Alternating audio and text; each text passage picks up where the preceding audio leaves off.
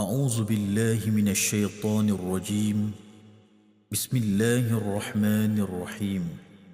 تبارك الذي بيده الملك وهو على كل شيء قدير، الذي خلق الموت والحياة ليبلوكم أيكم أحسن عملا وهو العزيز الغفور، الذي خلق 7 سماوات طباقا ما ترى في خلق الرحمن من تفاوت فارجع البصر هل ترى من فطور ثم ارجع البصر كرتين ينقلب إليك البصر خاسئا وهو حسير، ولقد زينا السماء